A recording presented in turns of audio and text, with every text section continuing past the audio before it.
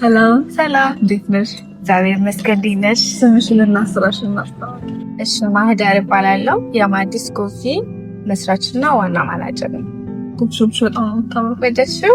በጣም አመሰግናለሁ። ቆንጆ ቡናለን እየቀመስኩኝ ነው።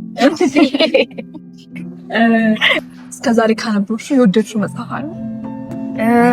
ፍቅር እስከ መቃብር ትንሽ አንብቤዋለሁ። ከዛ ግን አልጨረስኩም። አንባቢ ነሽ ማለት እንችላለን? አያት እንደማላደርግም ለምንድን ነው አታነቢው? ቁጭ ብዬ በቃ ማነብበት ጊዜ የለኝም።